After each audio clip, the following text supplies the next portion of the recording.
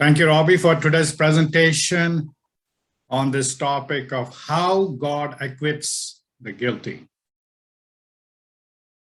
And this is the time to ask questions or make your thoughts known on this topic. It's a very important topic that is not correctly understood by many in the Christian world. So Robbie did a great job of breaking things down. So at this time, feel free to ask any questions and give your comments.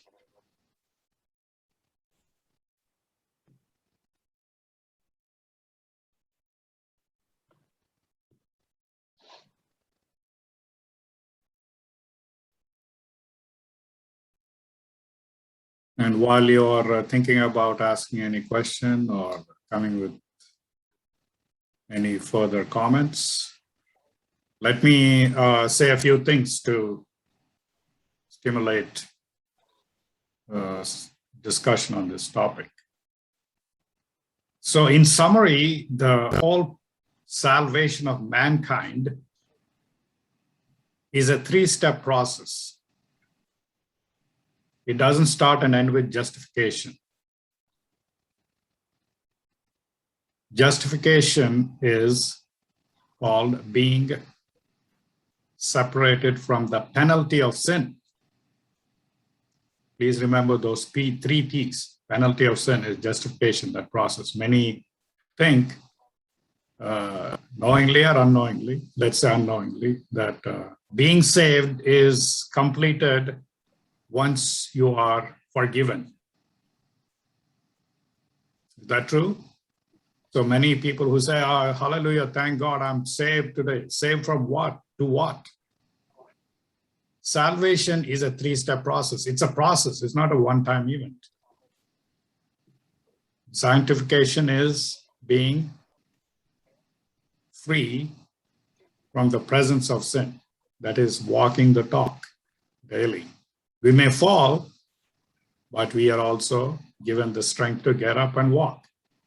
The righteous may fall many times, but they also get up. Everyone can get up if they fall. And the final step is glorification from the present, which means that is the stage when you are finally saved from sin.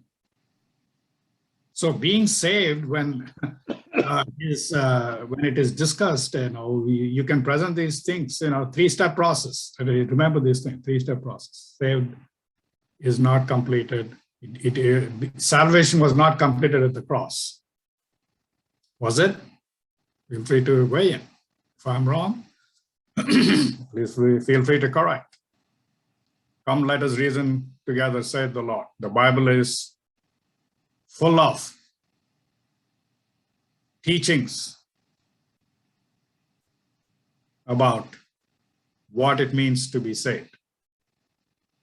The whole point of salvation, the gift of salvation, the gift of atonement was given so that you will make use of the gift to move from point A to point B.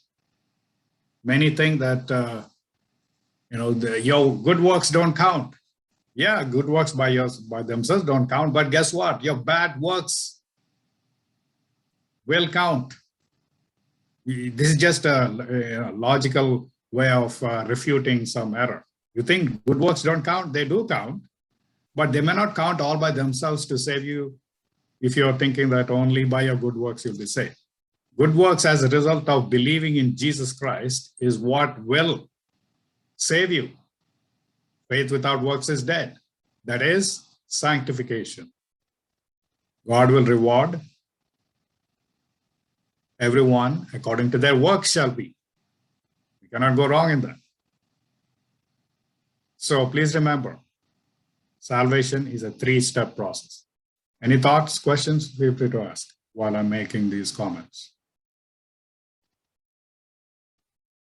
The gift of salvation too often is understood to mean that you just get the gift. You don't merit it. Yeah, you get the gift, but that gift is meant to transform you. If I get a gift of a car, it is meant for me to use it to go from point A to point B. And I have to maintain that car. That gift was not given to be just parked somewhere or put in the garage or just show it as a trophy to people. If somebody gives me, a gift of, what should I say, a shirt on my birthday or any other occasion, what is that for? To unwrap it and put it on myself and wear it. It's not meant to be put as a showcase in some place. The Bible is a gift given to mankind. It is the word of God that was written by men by the inspiration of God, so that that gift of God's knowledge can be used to be transformed. It is not meant to simply, be used as a show, like, here is God's word, the gift of salvation has been given to me, and I praise God, my works don't count. Yeah, your works don't count if it is your works, but we are called to do the works of God. But still, in the end, the works of God has to be manifest in each person. God did not send Jesus Christ to save Jesus Christ or to show an example or to somehow show that Jesus lived a great life, so you don't have to do anything. We are called to walk in his footsteps. That's called sanctification. Death on the cross, justification. Jesus ascending to heaven is glorification. As an example for all mankind. Jesus did not come to save himself.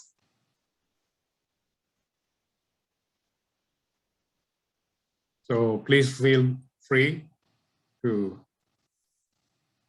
comment on these things that I've said.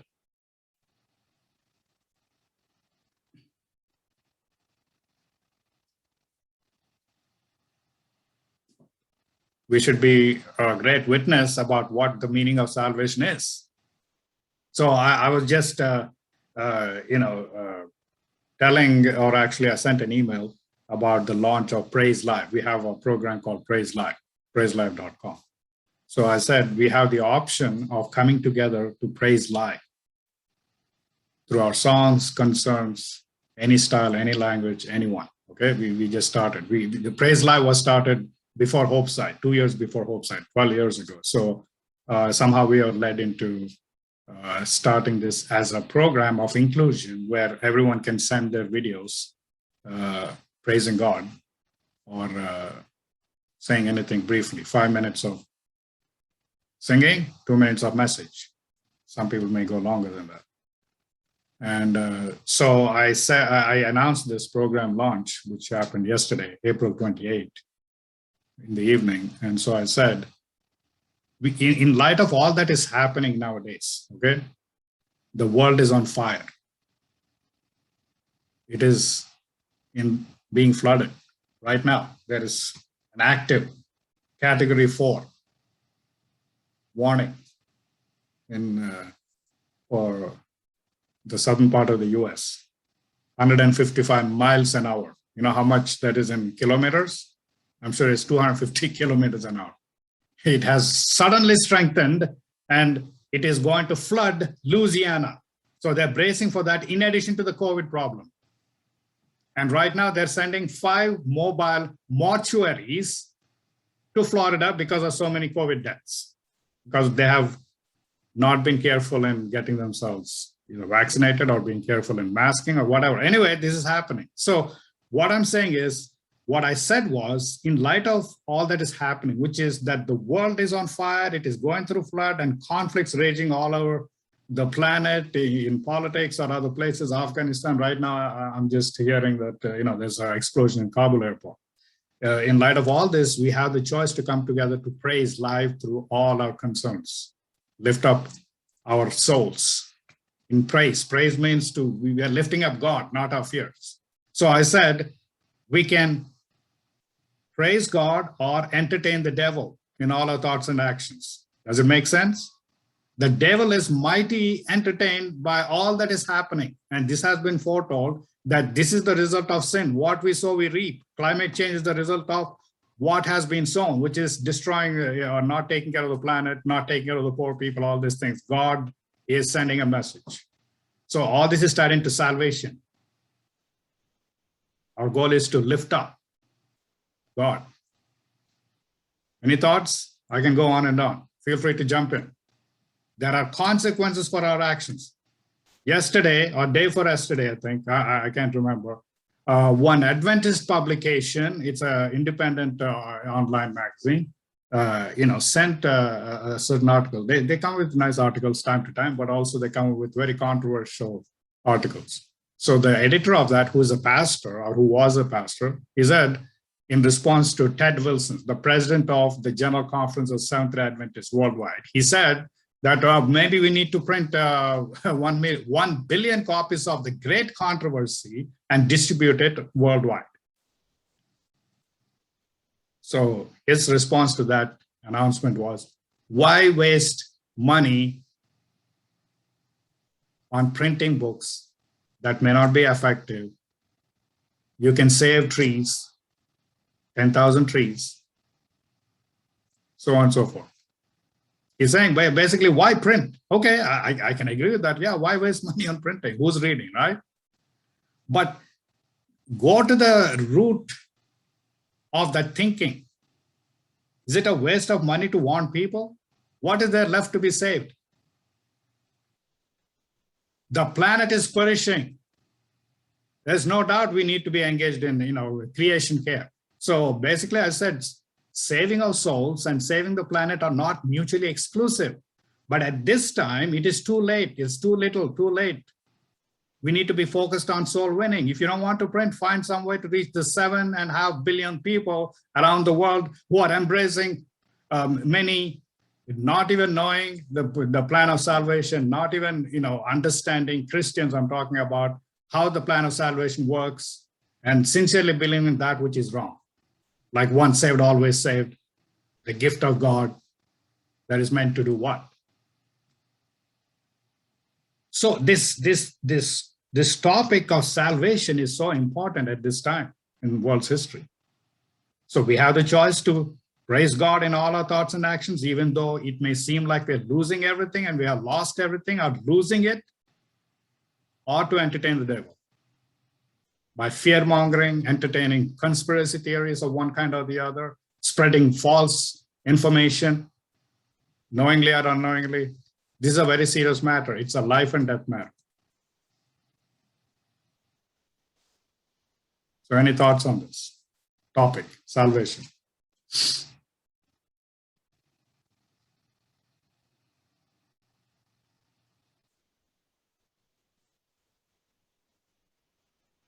What is that, brother Prakash? I see all of you there. Alpati. And brother.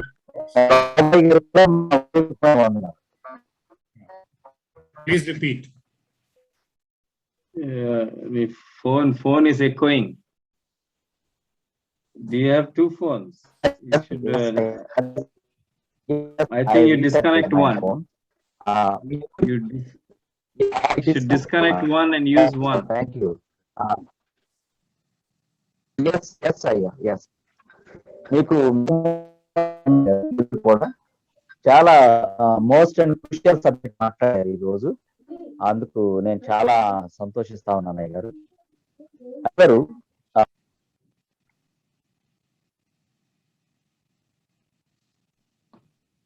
Okay, the device is using is disconnected now. Okay, so I'll keep saying something. So the gift of salvation is not meant to be kept on a shelf. It is meant to transform. So please tell that to people you come across, because even during Praise Live program, I solicited all this wonderful people who sent their music. One person was talking about the gift of salvation. God gave, your works don't count. Yeah, I know, hidden in that thought. I know what it is. They're not able to connect the dots between getting the gift and using the gift. The gift is meant to be used.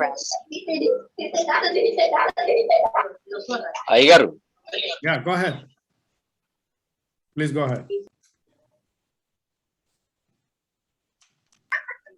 అయ్యగారు ప్రకాష్. క్షమించండి క్షమించండి అయ్యగారు, బాగా heavy rain గా ఉంది. అయితే అయ్యగారు, Robert అయ్యగారు చెప్పండి ప్రకాష్. తీర్పులో జడ్జిమెంట్ లో సాతానుడు ఉంటాడా ఉండడా? అంటే I didn't understand the question. సాతాను పక్కన జడ్జిమెంట్ For లో everybody- జడ్జిమెంట్ లో అతను కూడా ఇన్వాల్వ్ అవుతాడా అవడా? he is not involved in judgment because he will be judged himself. అట్లయితే నాకు మరొక వ్యక్తి వాదించడా నాకు వ్యతిరేకంగా దేవుడు క్రీస్తు దగ్గర?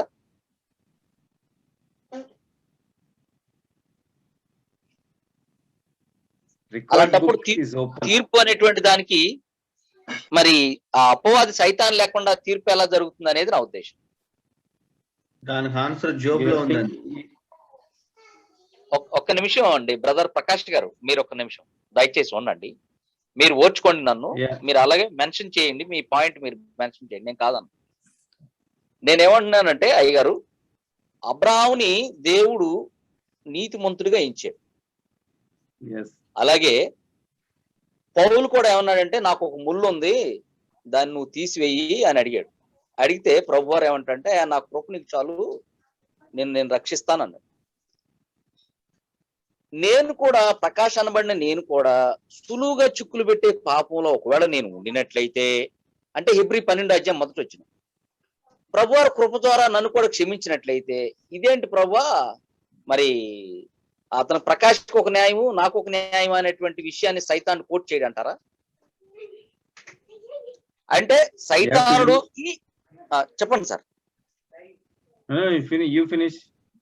యా, అయితే నేను ఆజ్ఞాతిక్రమ పాపంలో గాని, సులువుగా చిక్కులు పెట్టే పాపంలో గాని, మేలు చేయనిరింగి అలాగు చేయను అనేటువంటి పాపంలో గాని, పొరుగు వారిని తిరస్కరించే పాపంలో గాని నేను ఉండి కృప ద్వారా యేసు ప్రభు వారి మళ్ళా నేను అవన్నీ ఒప్పుకుని కృప ద్వారా క్షమించబడి రక్షించబడినట్లయితే,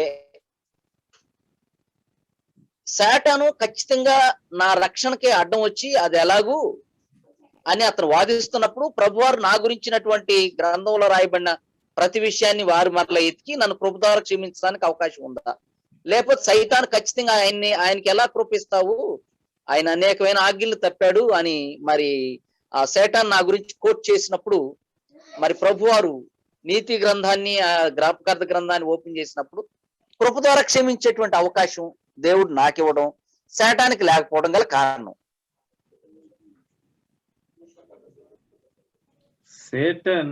Satan lost his privilege of repentance.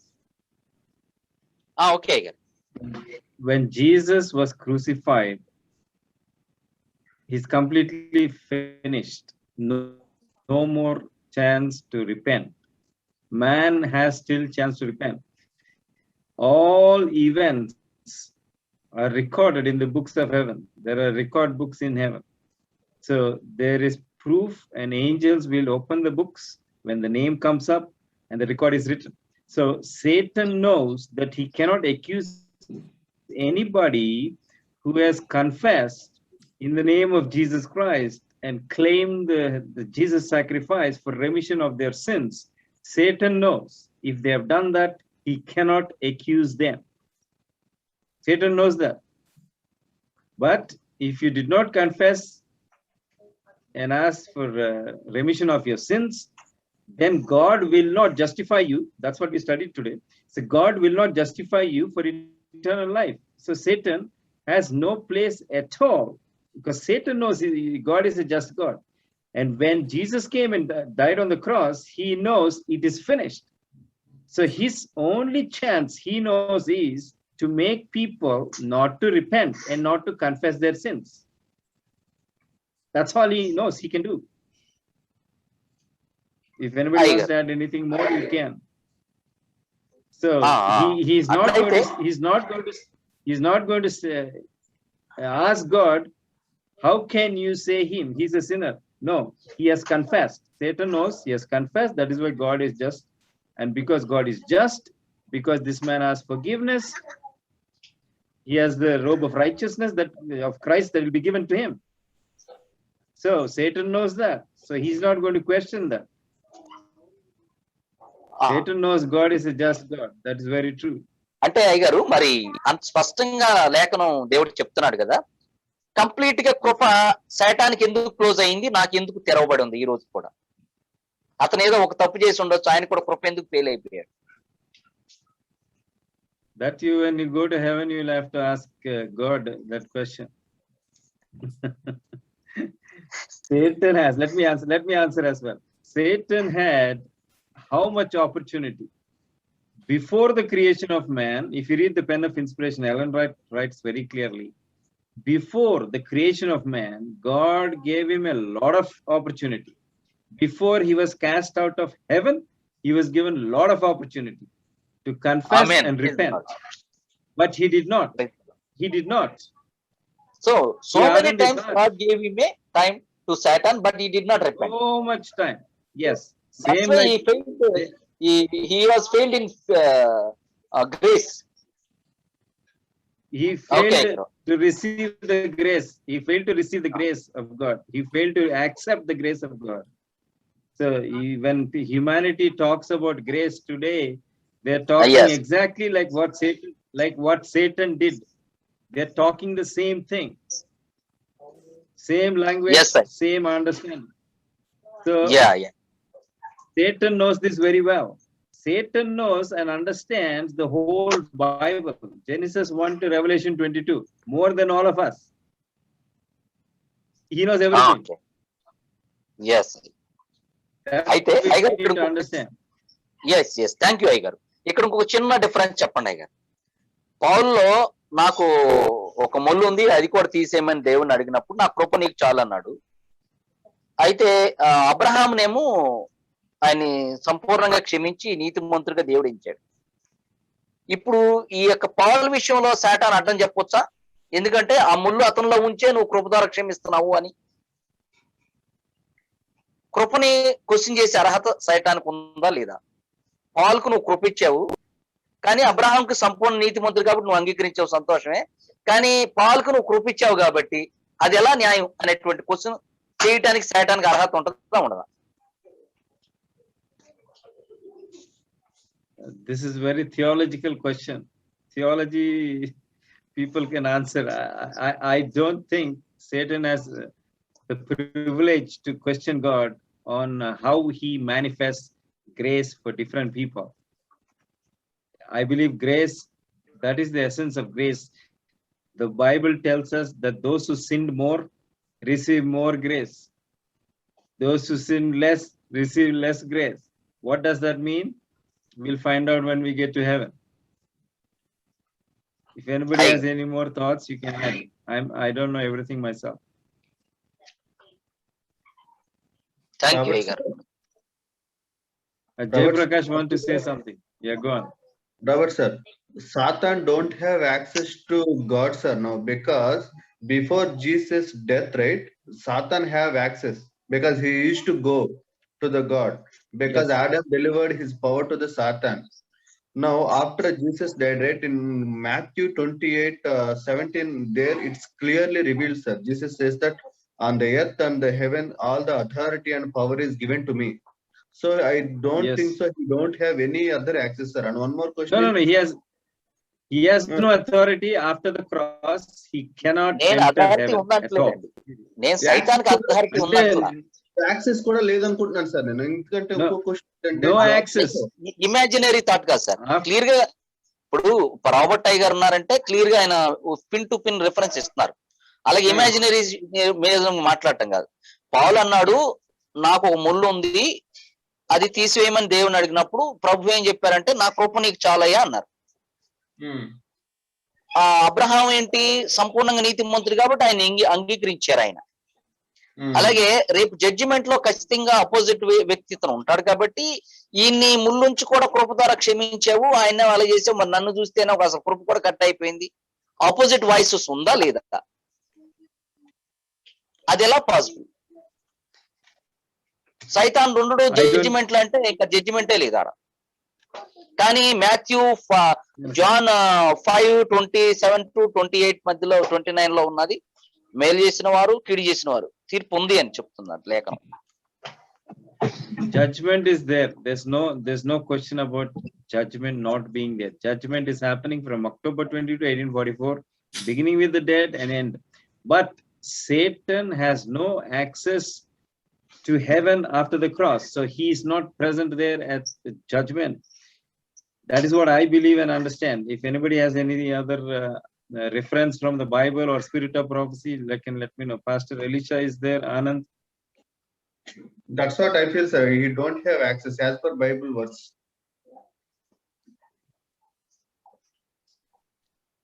The records are there. Satan knows that records are there in heaven.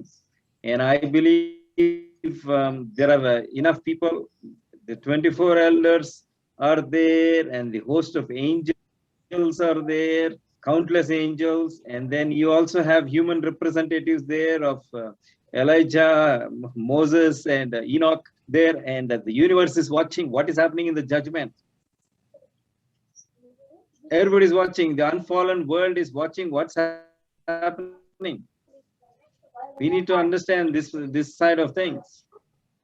So I don't believe and understand. I did not. But if somebody can show me reference, then I will understand that Satan will be present at the judgment. No.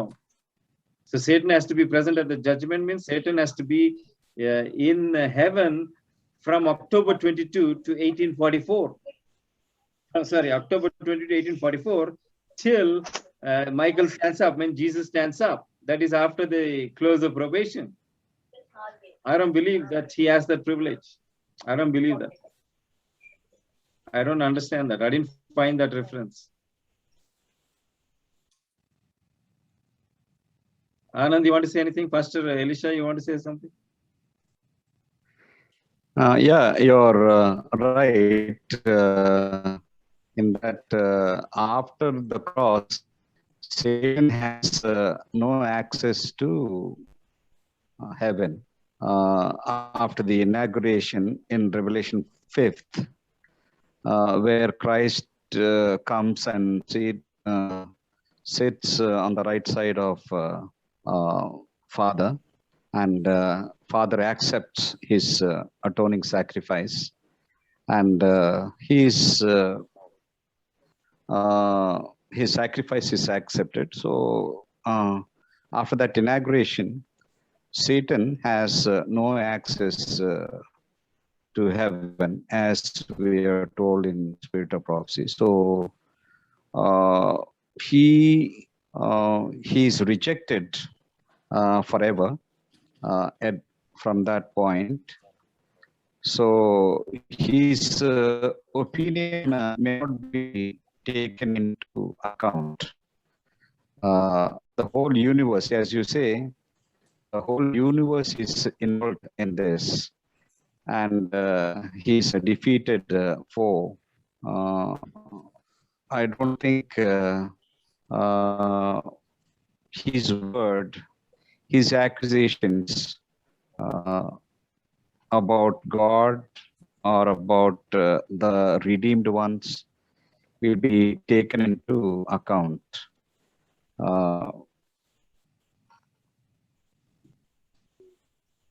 అంటే అయ్యగారు ఇప్పుడు ఎలిషాయి గారు వందనాలు sir. ఎలిషాయి గారు వందనాలు sir.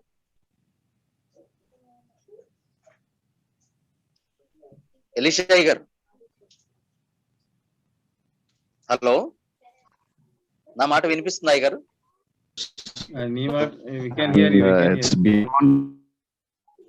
అయ్యగారు వందనాలు sir. అంటే అయ్యగారు ఇప్పుడు జడ్జిమెంట్ లో సైతాన్ ఉండడనే చెప్తున్నారా?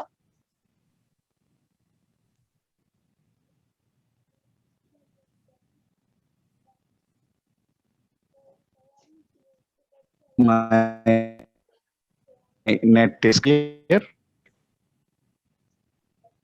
Internet is little weak for you, but speak. He's asking you. ఎలిషాయి గారు, అంటే ఇప్పుడు సాతానుడు జడ్జిమెంట్ లో ఉండడు అని అంటున్నారా?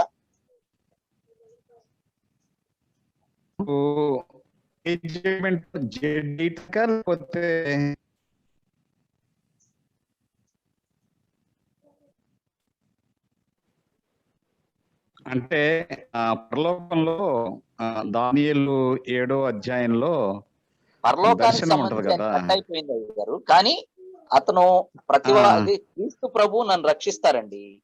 నేను చేసిన పుట్టినప్పటి నుంచి ఈ రోజు వరకు నా తప్పులన్నీ అతను కూడా కోట్ చేస్తాడా చేయడా? ఉంటాడా ఉండడా జడ్జిమెంట్? జడ్జిమెంట్ అంటే ఇప్పుడు పరలోకంలో జడ్జిమెంట్ జరుగుతుంది కదా 1844 నుండి, అంటే 2300 సంవత్సరాల ప్రవచనంలో నుండి కృపకాలం ముగిసే వరకు తీర్పు జరుగుద్ది పరలోకంలో. తీర్పు అంతా పరలోకంలో జరుగుద్ది. అక్కడ సాతానికి ఎటువంటి అవకాశం ఉండదు అక్కడ జడ్జిమెంట్ లో ఉండటానికి. ఓకే గారు, ఆ విషయం నేను ఒప్పుకుంటున్నాను. సాతానుడు నేరారోపణ చేస్తాడు దేవుణ్ణి. అది ఇప్పుడు ప్రకాష్ గారు రక్షించబడ్డాడు అనుకో, ప్రకాష్ ని ఎలా రక్షించావు? అంటే సులువుగా చిక్కులు పెట్టే పాపంలో ఉండి కూడా రక్షించబడటం. రక్షించబడ్డావు, ఎట్లా రక్షించావు అని దేవుని మీద నేరారోపణ చేస్తాడు. అయితే దేవుడు సాతాను యొక్క నేరారోపణ అన్నిటి కూడా సాతానుడే నేరారోపణ చేయక్కర్లా. ముందు దేవుడు నీతి వ్యక్తిని ఆయన క్యారెక్టర్ బయట ఉన్నటువంటి వారు, అంటే దేవుని యొక్క ఆజ్ఞల అతిక్రమంలో ఉన్నటువంటి వారు, ఆనంద్ గారు చెప్పిన దేవుని యొక్క ఆజ్ఞల అతిక్రమంలో ఉన్నటువంటి వారు ఎవరు కూడా దేవుని యొక్క అడుగురు. ముందు ఆయన క్యారెక్టర్, ఆయన పరిశుద్ధత అనుమతించదు. అసలు దేవుడే కావాలనుకున్నా ఎవరు వెళ్ళారు. అతిక్రమం వారు అప్పుడు దేవుని యొక్క న్యాయం, ఆయన నీతి విశ్వం అంతట్లో కూడా అందరూ క్వశ్చన్ చేస్తారు. ఈ జ్ఞానయుక్తమైనటువంటి జీవులు, పరలోకంలో ఉన్న దేవదూతలే గాని ఇతరుల పరిశుద్ధులు కూడా క్వశ్చన్ చేస్తారన్నమాట దేవుని న్యాయం. సాతాను నుండి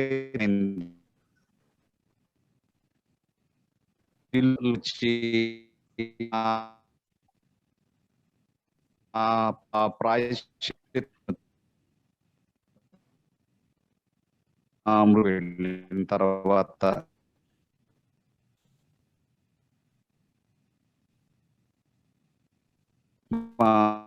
అయితే విశ్వం అంతా కూడా నిర్ధారణ చంపనికి చూశాడు.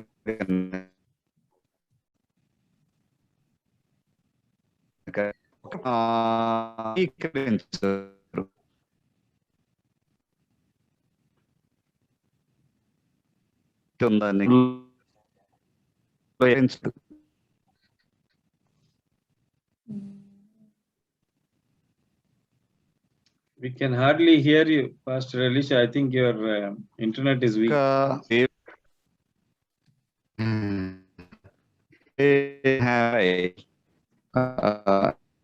Cannot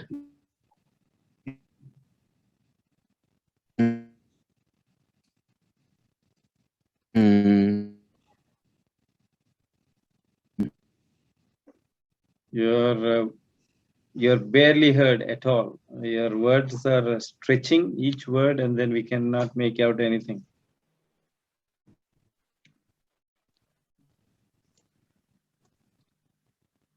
Anand, you want to say something?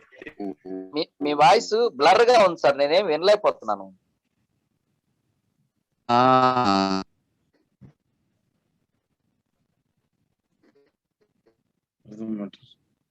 Yeah, regarding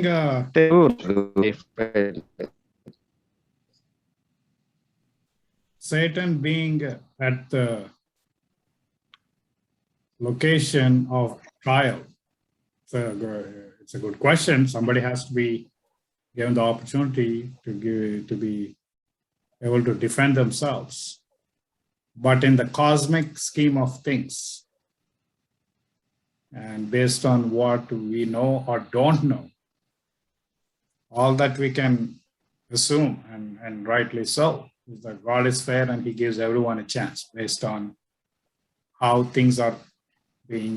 based on Clear. Works అనే విషయం నేను అగ్రి చేయట్లేదు సార్. Huh? వర్క్స్ అనే విషయం నేను అగ్రి చేయట్లేదండి. You're not agreeing with what works? No. With works we cannot. Well, I was not talking about works. I'm talking about the question or comment you made about if Satan is allowed to defend himself at the trial, right? Satan has to defend itself against the works it has engaged in, which is to deceive 1/3 angels in heaven and the whole planet and bringing destruction and death. So how is Satan going to defend itself? If somebody has been given a chance to repent and they didn't, and if they have been given a sentence,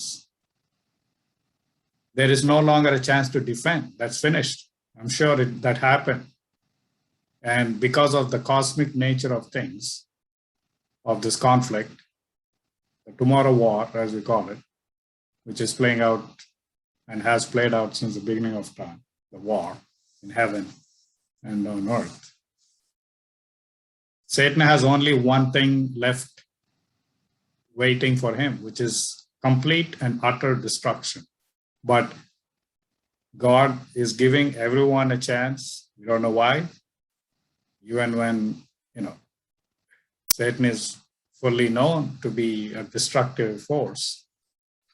So with each new generation, more people being born, more people will be lost, and also some will be saved, no doubt. We don't understand all those calculations, but Satan is being given enough time to prove its character, and it will result in the culmination of destruction. It's a long story of sin,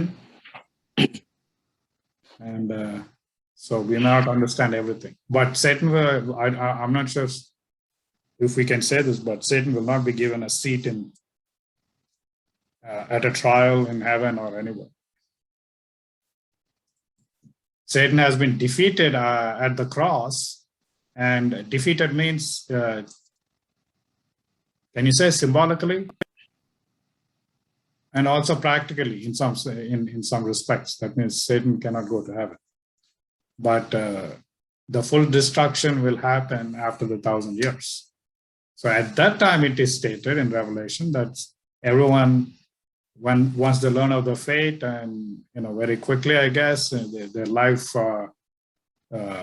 being examined and displayed, whatever. I don't know how fast that will happen, but once that happens, everyone will know that God is a just God, and everyone will bow and say, God is just. And so they will then be fully destroyed, root and branch. So for Satan and his angels, no more ability to defend. Does that make sense? What is Satan going to defend against? Oh, I did everything right. Right? What? What right? It's not right happening from the devil. That's why I said I put it in a way to make it kind of, a little bit entertaining. I won't say entertaining, but rather in a way to understand. We can choose to entertain the devil. That means when you do the devil's bidding, the devil is happy, right? It's amused, or that's its entertainment. If you do what is wrong, that is the entertainment for the devil and his angels. Or praise God, or please God. So the devil will never repent. There's no trial as such like what we think of, with being represented by a lawyer or an advocate. who can plead your case. Even if they plead your case, somebody has to forgive. That forgiveness is being given right now to all those who accept Jesus' death. And he's paying the penalty.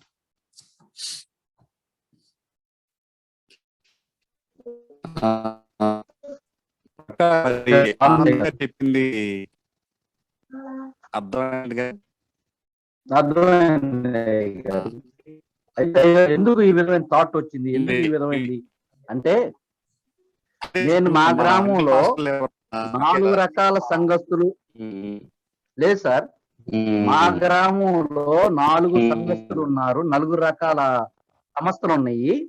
వీళ్ళందరికీ ఈ విషయం మీద coat చేస్తూ మాట్లాడాలి వాక్యం. నేను మాట్లాడుతుంది ఏంటంటే, జడ్జిమెంట్ లో సైతానుడు అపోజిట్ గా వాదిస్తాడు కాబట్టి నువ్వు ఆదివారం అని చిలకరింపని ఈ తీసుకుని నీకు రక్షణ లేదు, నువ్వు ఒకవేళ అవన్నీ తీసుకుని నువ్వు రక్షించబడితే నేను నీటిలో నిజంగా వాస్తవికంగా బాప్తిజం తీసుకుని సాబత్తు నేను అనుసరిస్తున్నా. సో అప్పుడు నువ్వు నన్ను తప్పుకోడు అనుకున్నావు, నేను నిన్ను తప్పుకోడు అనుకుంటున్నా. దేవుడి దగ్గర నీతి న్యాయం ఖచ్చితంగా జడ్జిమెంట్ జరిగిద్ది. సైతానుడు వచ్చి నీకు వ్యతిరేకంగా మాట్లాడతాడు, అప్పుడు నువ్వు ఇరుక్కుపోతావు. కాబట్టి నువ్వు ఆజ్ఞలు ఒప్పుకో, సాబత్ సత్యాన్ని ఒప్పుకో అంటూ నేను బోధించాలి. ఆ వ్యూ ఆఫ్ థాట్స్ అన్ని వాళ్ళకి ఇవ్వడం కొరకు మీ యొక్క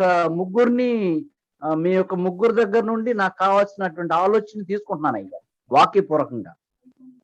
ఏదో మిమ్మల్ని ప్రశ్నించాలని కాదు, లేకపోతే మరొకటి కాదు అయ్యా. అది ప్రత్యేకంగా మరి ఇంటికి వచ్చుకోవడాన్ని గమనించారు కాబట్టి రాబర్ట్ అయ్య గారికి పూర్తిగా నా గురించి తెలుసు అనుకుంటున్నాను. ఆమె మీ అందరికి వందనాలు అయ్యా. Praise the lord, praise the lord. Prakash, go on pastor.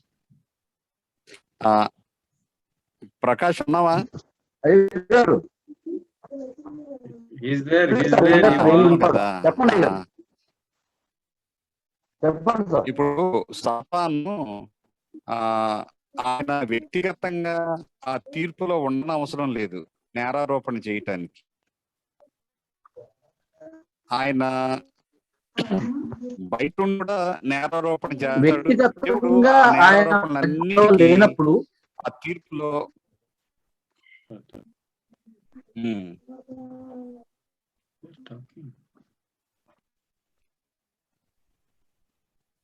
వ్యక్తిగతంగా అతను అక్కడ ఉండడు. ఎందుకంటే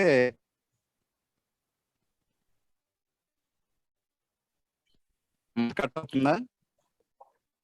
Yeah, it is cutting, but you can talk. Go on. Okay, he's gone out completely. So Prakash, let me tell this. Hello. Hello. Yeah, brother. Brother, ఇప్పుడు తీర్పులోని సాధారణుడు అయితే ఉండడు కదా. సాధారణుడు 2వ రాకడలో మనం పరలోకానికి వెళ్తాం, ఎత్తపడతాం. మృతుల పునరుద్ధానంలో సాధారణుడు అగ్నితో కాల్చివేయబడతాడు. Correct. But let me explain one thing. 1000 సంవత్సరాల తర్వాత అండి, Yeah, after 1000 years అండి, after 1000 years. అప్పుడు సాతానుడికి అవకాశం లేదు కాదండి బ్రదర్. సాధారణుడికి ఇంకా అవకాశం లేదు కదండి. మృతుల పునరుద్ధానంలో అతను అగ్నిగుండంలో వేయబడతాడు. లాస్ట్ వరకు ఉన్న తర్వాత అప్పుడు దేవుడే అగ్ని లోపల నుంచి పుట్టించి కాల్ చేసి పాడేస్తాడు. లేదండి, సాధారణ ముగిసిపోయింది కదండి. సాతాను యేసుక్రీస్తు వచ్చినప్పుడు సాతాన్ని అగ్నిగుండంలో వేయడు. అగ్నిగుండం 1000 సంవత్సరాలు అయిన తర్వాత. అవునండి, అవునండి, అదే చెప్తున్నాను నేను. సో అది అవ్వకముందు దేవుడు అందరికి చూస్తారు. అందరు లోకంలో ఉన్న ప్రజలు అందరూ ఉంటారు ఆ టైంలో ప్రజలందరూ ఉన్నప్పుడు సింపుల్ గా దేవుడు చూపిస్తాడు. సో ఆ టైంలో ఏమన్నా చెప్పగలిగితే చెప్పగలరు సాతాను. అగ్నిగుండంలో వేయక ముందు, 2వ పునరుద్ధానం జరిగినప్పుడు ఎవరైతే ఉన్నారో ఈయన మొత్తం భూమి మీద బ్రతికున్న ప్రతి మనిషి ఉంటాడు ఆ టైంలో, ఆ 5 సంవత్సరాలు అయిన తర్వాత. నీతిమంతులు పరలోకంతో యేసుతో దిగి వస్తా ఉంటారు, భూమి మీద రారు. ఆల్రెడీ భూమి మీద ఎవరినైతే రెండో పునరుద్ధానంలో లేపబడతారో అందరూ మొత్తం అంతా ఉంటారు జనాంగం. పోరాటానికి మళ్ళీ బయలుదేరతారు. అప్పుడు ఆ టైంలో ఏమన్నా మాటలు చెప్పగలిగితే చెప్పగలడు, కానీ దానికి మధ్యలో ఈ తీర్పు టైంలో లేదు, అసలు అవకాశమే లేదు. ఛాన్స్ లేదండి, అదే అంటుందండి.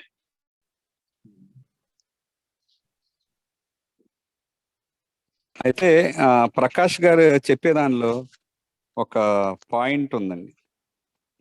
అదేంటంటే వైటం గారు ఆమె ప్రవచన సారంలో చెప్పేటువంటిది ఏంటంటే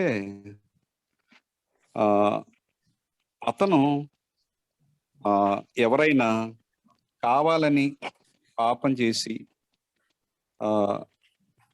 వారు పరలోకం వెళ్ళటానికి ఆస్కారం లేదని అంటాడు. ఇప్పుడు మోషే చనిపోయాడు, చనిపోయిన తర్వాత ఆ రాయితో మాట్లాడమంటే కొట్టాడు, పాపం చేశాడు, కానాను దేశం వెళ్ళకోకుండా దేవుడు చేశాడు. అక్కడ ఆ మోషే సమాధి దగ్గర యేసుప్రభు వచ్చి మిఖాయేలు యేసుప్రభు వచ్చి మోషేను లేపుకుని తీసుకువెళ్ళేటప్పుడు అక్కడ నిలబడతాడు. నిలబడి మోషేని ఎట్లా తీసుకెళ్తావు పరలోకం? ఇతను పాపం చేశాడు కదా, నేను కూడా పాపం చేశాను, నన్ను పడేసావు పరలోకం నుండి, మోషేని ఎట్లా తీసుకెళ్ళగలవు పరలోకానికి అని చెప్పి అన్నప్పుడు దేవుడు ఆయన సాతానుణ్ణి గద్దిస్తాడు.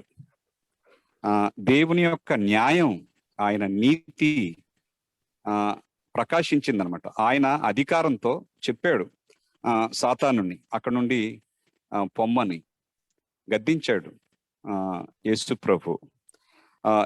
ఈ జడ్జిమెంట్ అంతటిని కూడా ఆయన ముందుగానే ఆయన సర్వజ్ఞానంలో చూసి మోషేను న్యాయంగా ఆయన తీర్పు తీర్చాడు.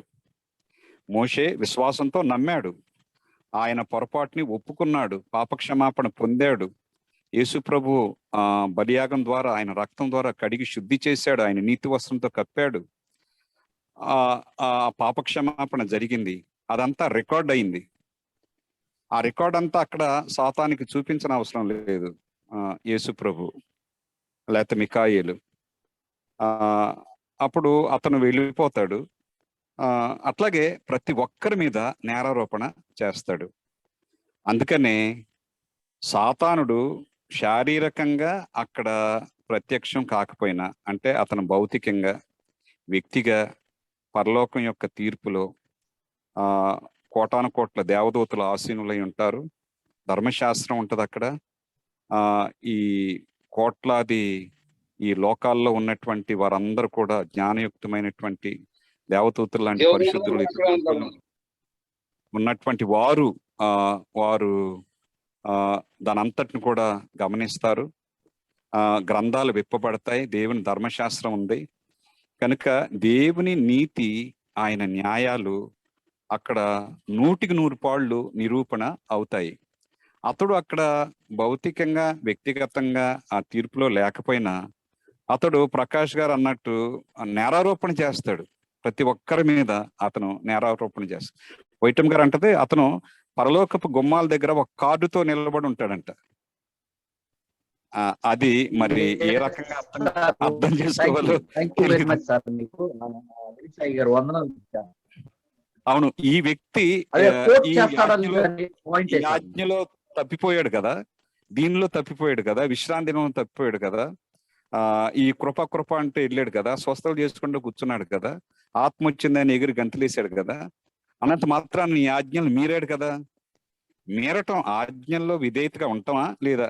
ఇప్పుడు అతన్ని కోట దూతలను ఎందుకు పడేసాడు దేవుడు? ఆజ్ఞలు మీరేడనే కదా. నేను తప్ప వేరొక దేవుడు నీకు ఉండకూడదంటే మేము దేవుళ్ళు కావాలనుకున్నారు లూసిఫరు వాడు దూతలు, వాళ్ళని పడేశారు కనుక మమ్మల్ని పడేసి పుట్టినప్పటి నుండి చనిపోయే వరకు పాపంలో పుట్టి పెరిగి ప్రతి క్షణము పాపం చేసినటువంటి వేళని ఎలా నువ్వు తీసుకుంటావు అన్నటువంటి నేరారోపణ సాతానుడు ప్రతి ఒక్కరి పట్ల చేస్తాడు. అది చాలా సీరియస్ క్వశ్చన్. ఈ విశ్వం అంతట్లో కూడా దేవుని నీతి ప్రశ్నార్థకం చేశాడు సాతానుడు.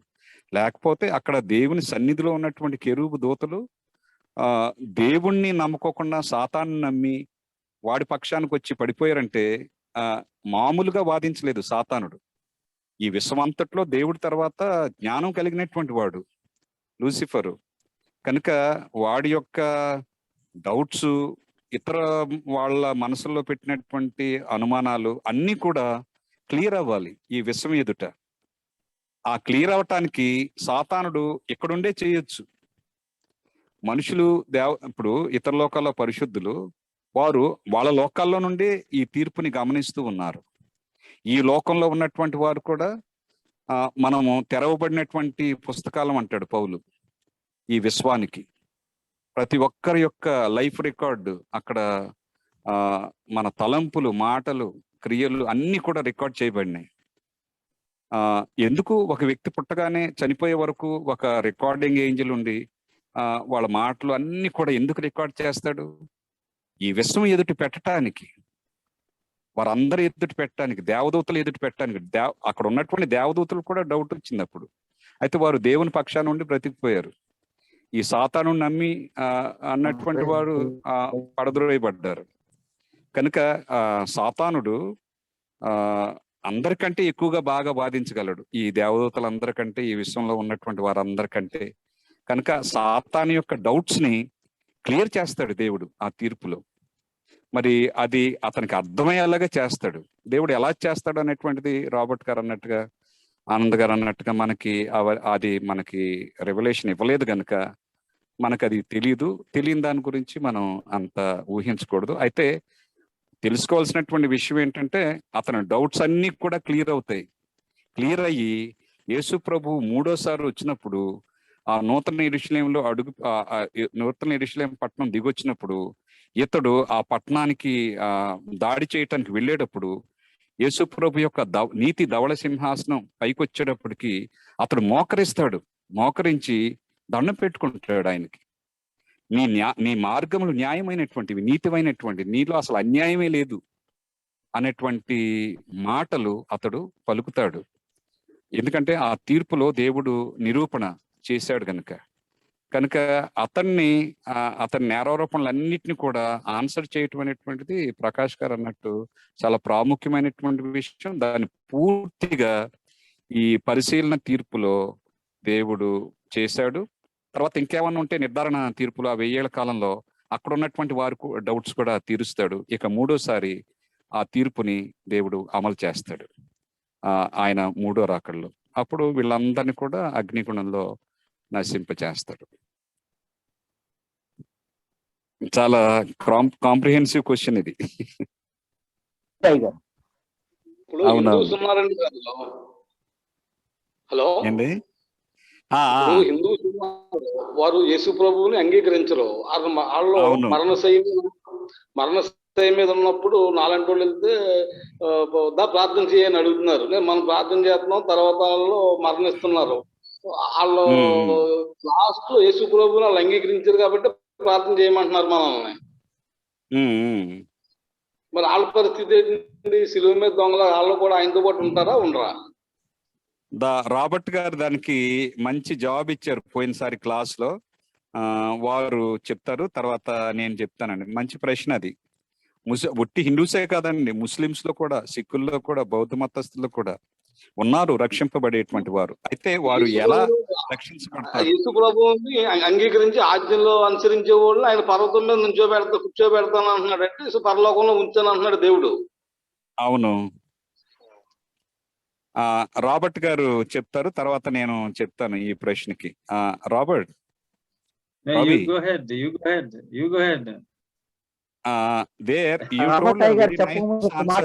బిఫోర్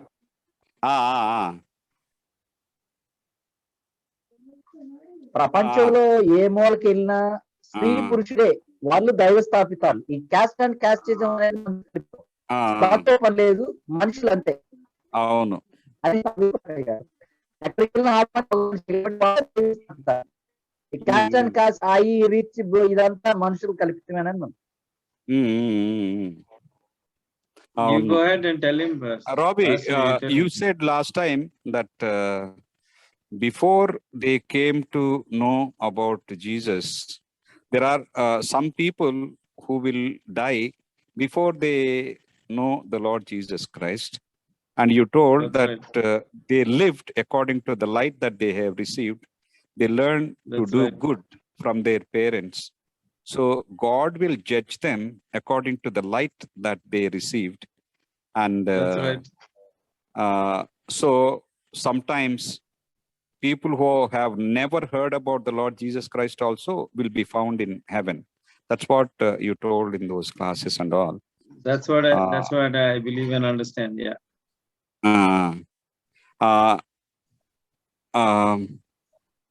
శ్రీనివాస్ గారు ఉన్నారా? అవునవునయ్యా. ఇక్కడ ఏంటంటే రాబర్ట్ గారు చెప్పినటువంటిది ఏంటంటే మన ప్రకాష్ గారి ఊర్లో మీటింగ్లు పెట్టిన, గుంటూరులో చాలాసార్లు పెట్టారు, వేరే చోట్ల మీటింగ్ పెట్టారు. మరి మేము కూడా చదువుకున్నాం, ఆనంద్ గారు కూడా తెలిసినటువంటి విషయం ఏంటంటే ఇందులో ఏ ఒక్క సంఘం వాళ్ళు, ఒక సంఘం వాళ్ళే పరలోకానికి వెళ్ళరండి. ఆ తీర్పులో దేవుని యొక్క అనుకూలమైనటువంటి తీర్పు పొందరు ఏ ఒక్క సంఘం వాళ్ళు కూడా. ప్రతి సంఘంలో కూడా వారికి తెలిసినటువంటి సత్యంలో నమ్మకంగా ఉన్నటువంటి క్రైస్తవులు ఉన్నారు. ఆదివార సంఘాల్లో కూడా వారికి తెలిసినటువంటి సత్యం అంటే సబ్బాతు గురించి తెలుసుకుని తృణీకరించినటువంటి వారి సంగతి కాదు, తెలియకోకుండా వారికి తెలిసినటువంటి భక్తిని అనుసరించి, వారికి తెలిసినటువంటి విశ్వాసముని అనుసరించి, విధేయతని అనుసరించి ఆదివారంలో ఉంటా కూడా దాని గురించి వారికి పూర్తిగా తెలియదు కనుక అదే కరెక్ట్ అనుకుని వారు నమ్మకంగా దాన్ని ఆచరించి ఇక చనిపోయారు. వారు అంటే వారి మనస్సాక్షిలో చాలా యథార్థంగా ఉన్నారు, వారి మనస్సాక్షికి యథార్థంగా ఉన్నారు, దేవుడికి యథార్థంగా ఉన్నారు. అయితే వారు బ్రతికుంటే విశ్రాంతి దినం గురించి కానీ తెలుసుకుంటే తప్పనిసరిగా వారు అంగీకరించేవారే.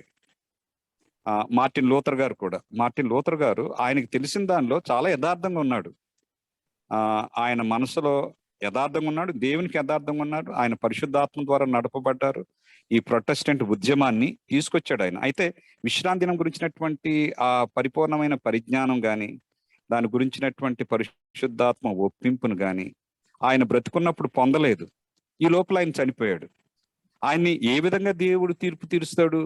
విశ్రాంతి దినాన్ని మీరాడని తీర్పు తీరుస్తాడా, లేకపోతే మీరినా కానీ దాన్ని ఆయన కవర్ చేస్తాడా అన్నటువంటిది దేవుడికే తెలుసండి. అది అతని యొక్క హృదయం, అతని యొక్క యథార్థత, అతని మనస్సాక్షికి నమ్మకంగా ఉండటం, ఆయనకు తెలిసిన సత్యంలో ఆయన నమ్మకంగా ఉండటం, ఆయనకు తెలిసినటువంటి బైబిల్ జ్ఞానంలో, ఆజ్ఞల జ్ఞానంలో ఆయన విధేయతగా ఉండటం అనేటువంటిది ప్రతి వ్యక్తి యొక్క వారి యొక్క అది ఆయనకి తెలుసు.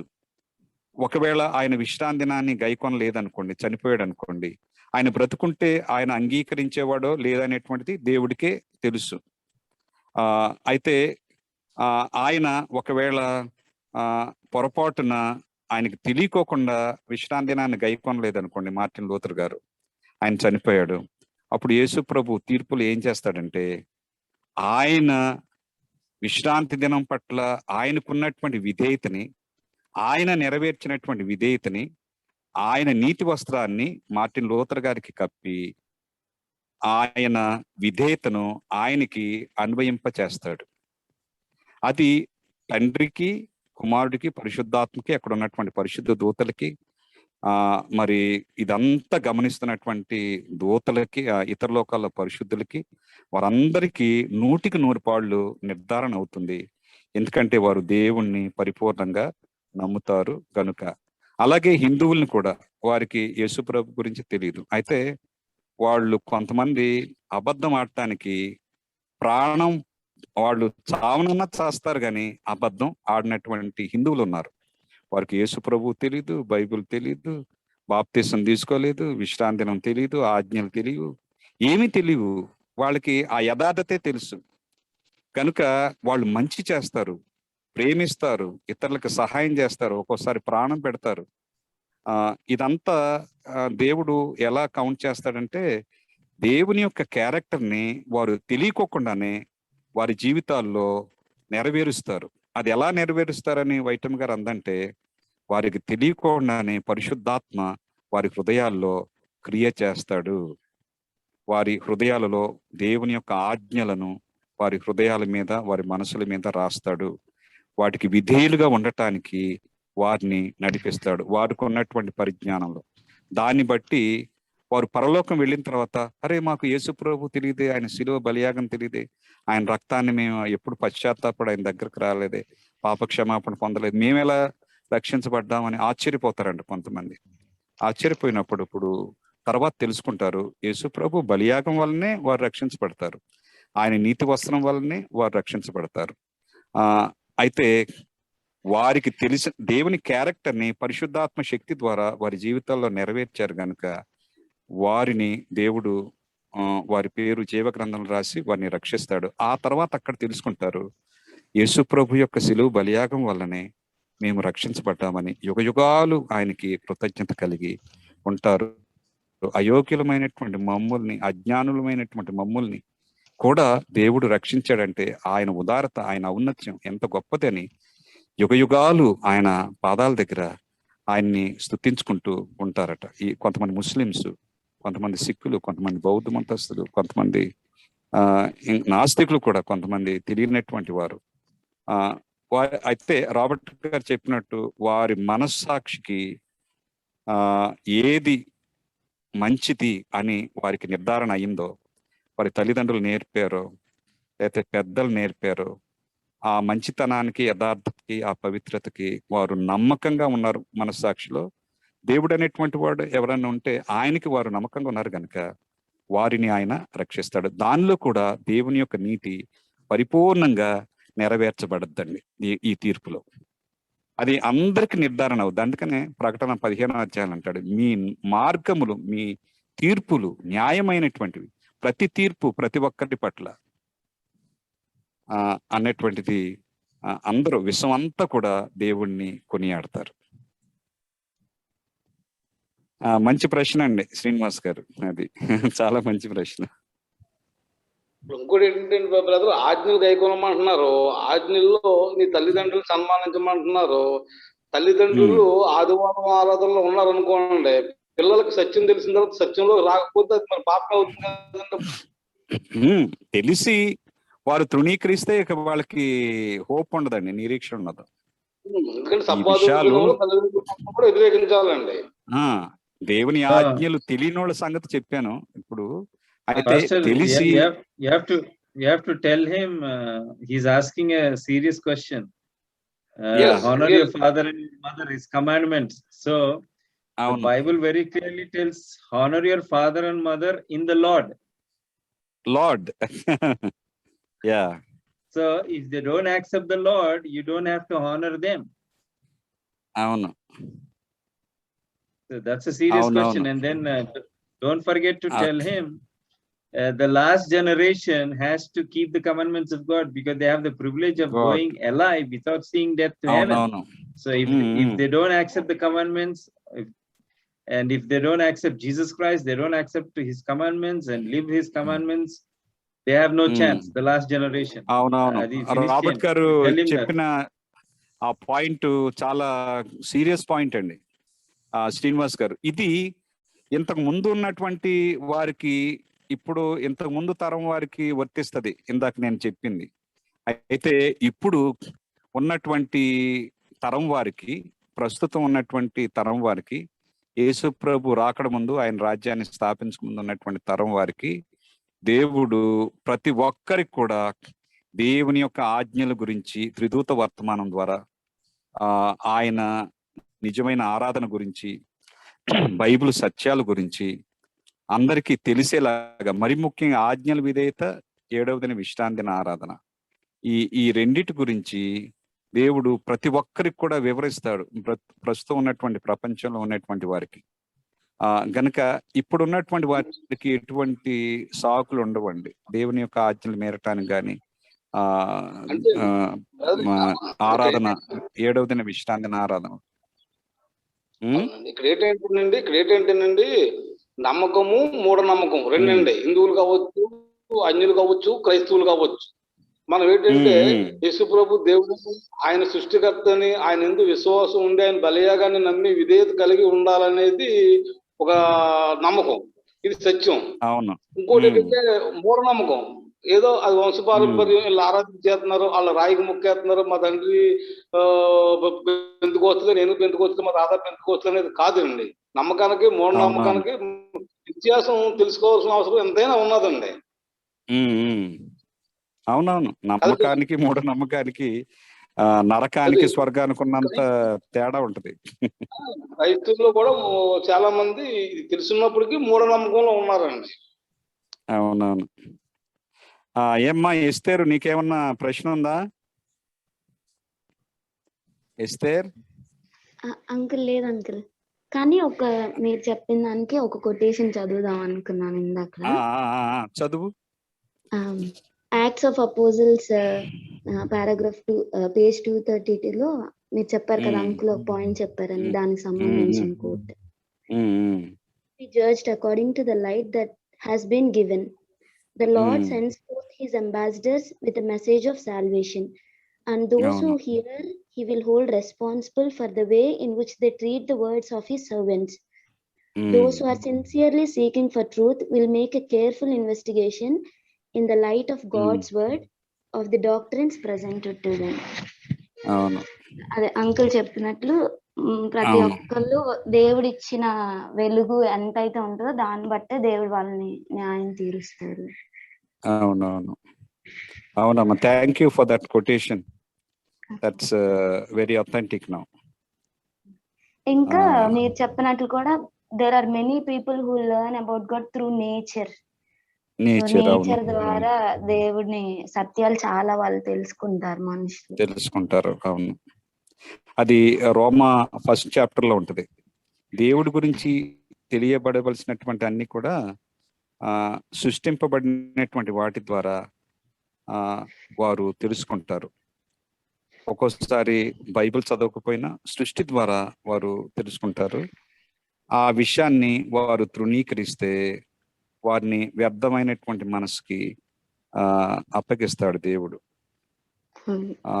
ఇంకా అంకుల్ హెల్త్ మెసేజ్ కూడా మనము అడ్వెంటిస్ట్ కి హెల్త్ మెసేజ్ ఇచ్చారు, కానీ ఒక కొటేషన్ లో చదివాను అంకుల్, ఇంకా నేచర్ ద్వారా చాలా మంది నాన్ అడ్వెంటిస్ట్ ఈవెన్ హిందూస్ కూడా they accept that health message. వాళ్ళు నేచర్ ద్వారా వాళ్ళు అంటే వాళ్ళు ఇంకా ఎక్కువ మనకన్నా ఇంకా దాన్ని ప్రమోట్ చేస్తారు, వెజిటేరియనిజం. అవునవును. ఉదాహరణకి మంతెన సత్యనారాయణ రాజు గారు, ఆయన అసలు ఆయన చెప్పేదంతా కూడా అడ్వెంటిస్ట్ మెసేజ్. అది ఈజీ వైటమ్ గారికి 200 years క్రితం దేవుడు ఆ నాలెడ్జ్ అంతా ఇచ్చాడు. అది ఆమె కొన్ని 100 పేజీలు రాసింది. దాన్ని ఈయన అవే ప్రిన్సిపల్స్ ని బోధిస్తూ ఉన్నాడు. అదే కమిట్మెంట్, ఎంతో కమిట్మెంట్. ఆయన వివాహం కూడా చేసుకోకుండా, ఆయన తర్వాత ఈ మధ్య వివాహం చేసుకున్నాడు. అయితే చేసుకున్నా కానీ వాళ్ళు ఎక్కువ కూడా మాకు ఏది ₹1 రావాలని కానీ వాళ్ళ బ్రతుకు తెరువు కోసం కానీ వాళ్ళు చేయట్లేదు. అందరూ కూడా సహజమైనటువంటి ఆహారం తినాలి. వాళ్ళు చెప్పేది ఏంటంటే దేవుడు ఆదిలో ఆదామవ్వలకి ఇచ్చినటువంటి ఆహారమే వారు చెప్పేది. ఆ గింజలు, మొలకలు, వీటి వల్లే మనిషికి ఆరోగ్యం వస్తుంది. ఇక మాంసాహారాలు కానీ ఇవేమి కూడా తినకూడదు అని ఆయన చెప్తాడు. మన అడ్వెంటిస్టులు చెప్పాల్సింది ఇప్పుడు హిందువుల ద్వారా దేవుడు చెప్పిస్తున్నాడు, మీడియా ద్వారా. అది వారు నేచర్ చూసి నేర్చుకున్నారు. అవును అంకుల్. ఇంకొకటి ఉంటది అంకుల్, సాత్విక్ మూమెంట్ అని, కంప్లీట్ అంకుల్. ఇంకా ఎలన్ వైట్ ప్రిన్సిపల్స్ అన్ని అసలు మనం councils on food and diet చదివినప్పుడు ఏవైతే ప్రిన్సిపల్స్ అక్కడ ఉంటే ఎగ్జాక్ట్ ప్రిన్సిపల్స్ సాత్విక్ మూమెంట్. వాళ్ళు హిందూస్ బట్ చాలా మొత్తం ప్రిన్సిపల్స్ అన్ని మనకు దాంట్లో దొరుకుతాయి. ఇంకా వాళ్ళు ఫుడ్ కూడా ఎలా ప్రిపేర్ చేయాలి, ఎవ్రీథింగ్ బాగా చెప్తారు. వాళ్ళు నేచర్ని చూసి నువ్వు అన్నట్టు ఆ ప్రకృతిని చూసి నేర్చుకున్నప్పుడు పరిశుద్ధాత్మ వారికి సహాయం చేస్తాడు అవన్నీ కూడా అర్థమయ్యేలాగా, అవగాహన ఇస్తాడు, వారి హృదయాల మీద పరిశుద్ధాత్మ కదలాడతాడు, వారి మనసులకి జ్ఞానం ఇస్తాడు. ఒక పాయింట్ లో వారు విధేయత చూపించారు అనుకోండి. ఆదాము అవ్వలో అప్పుడు తృణధాన్యాలు, పండ్లు, వెజిటబుల్స్ ఎలా తిన్నారో అంత్య దినాల్లో ఉన్న మనం కూడా అదే ఆహారానికి అలవాటు పడగలగాలని మనం. అవును, అది అవును. అవునండి, మంచి పాయింట్ అది. ఇప్పుడు పాపం లోకంలో ఇవాళ మన క్రిస్టియన్స్ చికెన్ భోజనం రావట్లేదు, మటన్ పెడితే వస్తా ఉంటున్నారు. అదేనండి, మీకు బాగా తెలుసు. మరి పాపం ఈ లోకంలో ప్రవేశించక ముందు దేవుడు ఏ ఆహారం అయితే ఇచ్చాడో, ఇప్పుడు కొద్ది కాలంలో మనం పాపం లేనటువంటి లోకంలోనికి వెళ్ళబోతూ ఉన్నాము. కనుక పాపం లేనప్పుడు దేవుడు ఇచ్చినటువంటి ఆహారాన్ని ఇప్పుడు పాపం లేకుండా ఉండేటువంటి పరిశుద్ధ లోకాల్లో పరలోకానికి మనం వెళ్ళబోతున్నాం. కనుక ఆహారాన్ని మనం ఒరిజినల్ డైట్ అంటది వైటం గారు, దాన్నే మనము భుజించాలి. అప్పుడు మనము అన్ని విషయాల్లో కూడా యథార్థంగా ఉండటానికి ఇదొక పరీక్ష అంటది, ఇదొక పరీక్ష. మరి ఈ మెట్లో మనం తప్పిపోతే మిగిలిన మెట్లో కూడా తప్పిపోయేటువంటి అవకాశం ఉంటుందని మరి ఆమె రైటింగ్స్ లో తెలుసుకుంటాం. కనుక అది కూడా serious question. Okay, very good Esther. చదువమ్మా. ఎలెన్ వైట్ రాస్తారు, again and again I have been shown that God is trying to lead us back step by step to his original diet, that man should subsist upon the natural products of the earth. Among those who are waiting for the coming of the Lord, meat eating will eventually be done away. Flesh will cease to form a part of their diet. We should ever keep this end in view and endeavor to work steadily toward it. Step by step దేవుడు మనల్ని original diet కి నడిపిస్తాడు. Step by step అవును, నడిపిస్తాడు. ఇంకా uncle, ఈ Covid చూసినప్పుడు కూడా ఇజ్రాయెలైట్స్ విల్డర్నెస్ లో వెళ్ళేటప్పుడు దేవుడు వాళ్ళని ఒరిజినల్ మన్నాని ఇవ్వడం ద్వారా ఒరిజినల్ డైట్ కి ఎలా వాళ్ళని లీడ్ చేయాలనుకున్నారో స్టెప్ బై స్టెప్. ఈ కోవిడ్ టైంలో కూడా ఒక ప్రాపర్ మెడిసిన్ అనేది మనకి ఇంకా లేదు కోవిడ్ కి. So the only proper and correct medicine వచ్చేసి డైట్. సో ఇప్పుడు అందరూ చెప్పేది కూడా డైట్, ఇమ్యూనిటీని బూస్ట్ చేసుకోవాలంటే డైట్ తీసుకోవాలని చెప్తున్నారు. ఇంకా సైంటిస్ట్ కూడా ఒక ఎగ్జాక్ట్ మెడిసిన్ కానీ అంటే ప్రాపర్ వ్యాక్సిన్ కూడా ఇప్పటి వరకు ఎవరు కనిపెట్టలేకపోయారు. So only diet will save us from this pandemic. So మళ్ళీ మనల్ని డైట్ మీదే ఫోకస్ చేసేలాగా అనిపించింది నాకు ఈ పాండమిక్ వల్ల. Okay, thank you very much for that very nice point, Esther. Okay, very good. Good contribution. Praise the Lord. God will raise new people and God will raise the young people అని రాస్తుంది pen of inspiration లో. So new people, Mr. Srinivas, young people, Esther, God is raising. I am not new, sir. Amen. Sir, I am not new, sir. I am old, sir. No, మీ ప్రతి message 7 సార్లు చూస్తాను sir. నేను ప్రతి message 7 సార్లు చూస్తాను sir. అంటే నాకు language problem, Telugu కూడా చూస్తాను సార్ నేను. అవును, శ్రీనివాస్ గారు రాత్రంతా కూర్చొని చూస్తా ఉంటాడు ఆ మెసేజ్లు గాని. మెసేజ్ చూడటం, ప్రార్థన చేసుకోవటం, మెసేజ్ చూడటం, ప్రార్థన చేసుకోవటం. ఆయన ఇంటికి తీసుకెళ్ళాడు, ఆ గది చూపించాడు. That's how God is using him as our organizer for prophecy seminars in East and West Godavari districts. Praise the Lord. Okay, praise the Lord. ఈ పాటికి రాబర్ట్ గారితో 10 మీటింగ్లు పెట్టించేవాడు ఆయన. ఈ పాండమిక్ వల్ల ఆగిపోయారు. Okay, thank you.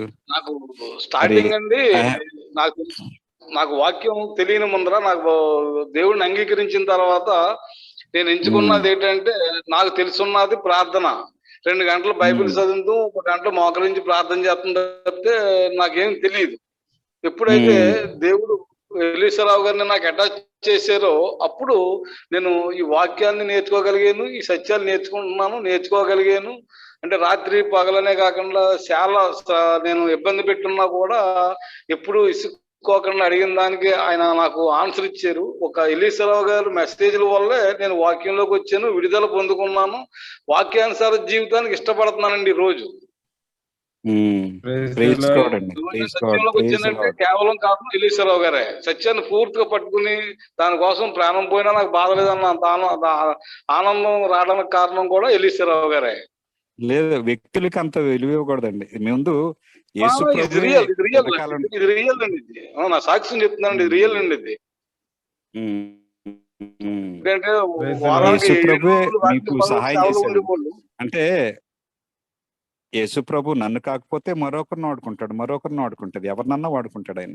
అయితే ప్రస్తుతానికి నాకు మీరు మొదట్లో మీరు మన సభలోకి రాకముందు చాలా ప్రశ్నలు అడిగేవాళ్ళు ఎప్పుడు పడితే అప్పుడు. అయితే అప్పుడు మీకు చెప్పాల్సి వచ్చింది. మనకి తెలిసిన దానిలో మీకు చెప్పాను. పరిశుద్ధాత్ముడు మీకు ఆ ఒప్పింపునిచ్చాడు, మీరు దాన్ని అంగీకరించారు. అక్కడ కాకినాడ చర్చికి కనెక్ట్ అయ్యి చక్కగా మీరు ఇప్పటి వరకు కూడా దేవునిలో నిలబడ్డారు. అక్కడ ఉన్నటువంటి చుట్టుపక్కల ఉన్నటువంటి వందలాది మన క్రైస్తవ సంఘాలకి వారితో పాస్టర్ గారితో మీరు పంచుకుంటున్నారు. ఇదంతా కూడా దేవుని ప్రణాళికేనండి. ఇదంతా ఆయన కృప, ఆయన నడుపుదల బట్టి ఇది జరుగుతుందండి. అయ్యగారు ఎలిషా గారు, ఖచ్చితంగా వ్యక్తులు కొంతమంది వ్యక్తుల్ని ఎందుకు మహింపరచాల్సి వస్తుందంటే క్రీస్తు ప్రభువునందే. ఇప్పుడు రాబర్ట్ అయ్య గారి వల్లనే నేను కంప్లీట్ 100% వెజిటేరియన్ అయ్యాను అయ్య గారు. అవునవును, అప్పుడు మీటింగ్ అక్కడ పెట్టబెట్టి ఇది ఒప్పుకోకపోతే అల్లయ్య గారు వారు కేవలం వారే నేను కంప్లీట్ వెజిటేరియన్ అవటానికి గల కారకులు రాబర్ట్ అయ్య గారే. ఈ విషయంలో రాజీ లేదు అయ్య గారు. కేవలం వారి వల్ల నేను ఈ రోజు కూడా నిలబడ్డానంటే కేవలం రాబర్ట్ అయ్య గారు ఆయన కమిటెడ్ గా ప్రీచింగ్, ఆ నుంచోవడము, ఆ డైట్ గురించి అదంతా మరి వారు ఇవ్వడం వల్లే, అది విని ఖచ్చితంగా అవలంబించడం వల్ల ఇలా ఉన్నారని నమ్ముతున్నాను అయ్య గారు. ఖచ్చితంగా ఈ క్రెడిట్ అంతా నా విషయాన్ని రాబర్ట్ అయ్య గారికే చెందుతుంది మరి.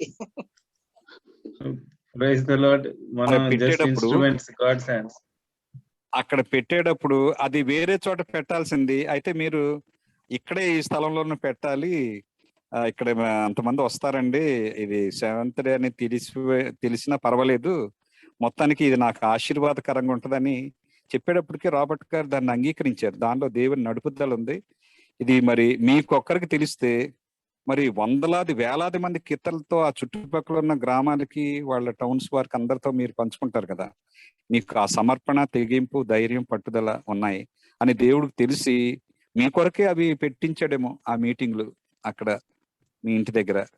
అది నాకు ఇప్పుడు గుర్తుకొస్తుంటే దేవుని నడుపుదల ఎంత అద్భుతంగా ఉంటుందో అనేటువంటిది తెలుస్తుంది మీరు సాక్ష్యం చెప్తుంటే. ఎందుకంటే నా ఉద్దేశాలు నేను జీవించేవాడిని. దేవుని ఉద్దేశం మీ ద్వారానే తెలుసుకున్నాను. చివరికి ఏంటంటే మీరే నాకు రోల్ మోడల్ గా ఎన్నుకుని మీ వాక్య జ్ఞానం మీకు ఉంది కాబట్టి మీ జ్ఞానాన్ని పంచుకుంటున్నాను కాబట్టి నేను అలాగే అనుసరించి నడుచుకుంటున్నాను. అదే నా తీర్మానం అయిందండి. చివరికి నా తలంపు, నా ఆలోచన, నా నడక, నా పడక అంతా కూడా నాకు నేను విడుదల పొందుకున్నాను. ఎక్కడికైనా వెళ్తున్నానంటే తక్కువ వాక్యం తగులుతుందండి. ఇది పాపం, ఇది తప్పు అనిపిస్తుంది. ఆ విడుదల వచ్చిందంటే కేవలం ఒక ఎలీశ్వరరావు గారు దగ్గర నేను తీసుకున్న శిక్షణ. ఇది 100% దేవుని వాక్యం గురించి అలా అనొచ్చేమో కానండి. అయితే ఇదంతా కూడా యేసు ప్రభు యొక్క కృప వలనని, ఆయన క్యారెక్టర్ని లోకి దేవుడు మిమ్మల్ని నడిపించాడండి అద్భుతంగా. అదంతా కూడా సమస్త మహిమ, ఘనత, ప్రభావములు ప్రభుకేనండి, యేసు ప్రభుకి. ఆయన ఆలోచనలు మీరున్నారు, అలాగా నడిపించారు మిమ్మల్ని. ఇప్పటి వరకు అద్భుతంగా నడిపించారు. ఇంకా భవిష్యత్తులో ఇంకా గొప్పగా వాడుకోవచ్చు ఈ లౌడ్ క్రై టైంలో. ఓకే, నాకు వేరే జూమ్ రెడీగా ఉంది. మరి నేను with your permission I will take leave of you. Okay Robbie, see you. Okay. I enjoyed your message, 2 messages in Dharma's church. చక్కని తెలుగు మాట్లాడారు. మీరు మాట్లాడుతుంటే చాలా ముచ్చటగా ఉంది తెలుగు. మేము అనుకున్న ఈ మీటింగ్ లో కూడా చక్కగా My wife was watching and I was on some other Zoom, but I just kept that and then listened to your message.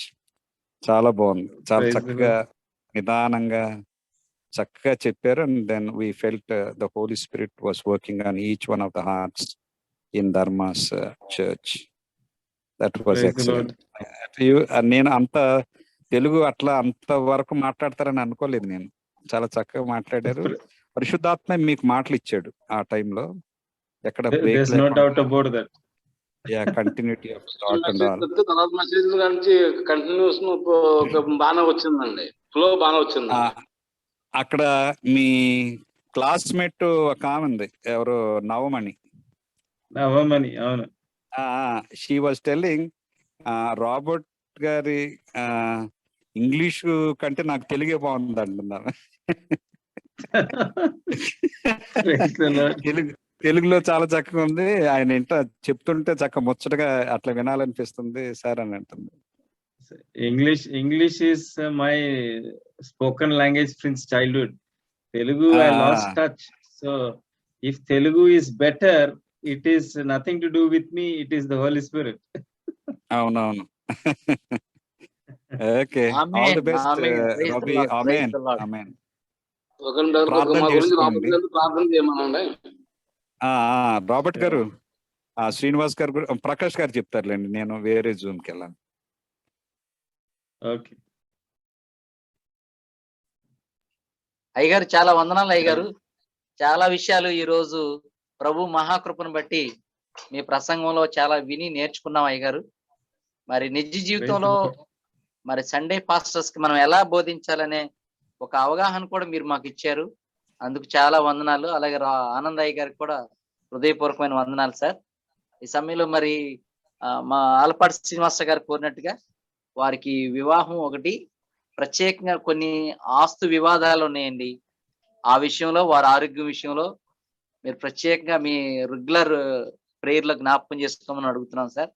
అలాగే మా చెల్లెళ్ళు యొక్క సంపూర్ణమైన స్వస్థ గురించి, నా పిల్లల గురించి, నా గురించి మీరు ప్రార్థన చేయమని కోరుతున్నాం అయ్య గారు. ఆనందయ్య గారు. Anand, you are in the background. So much talk was happening here. That's good. Yeah. So I heard everything and praise the Lord. Praise the Lord. Praise the Lord. Thank you, Anand sir. మీరు అన్ని విన్నందుకు. Yeah. So God is working through everyone at all times for mission completion. Thank God that God is Amen. Amen. and all of you to come together, connect the dots, and be a strong witness, to be a light, salt and light that is required of us. I'll just say one thing to say, just a point of how to build immunity. We are called to live wholesome, healthy lives.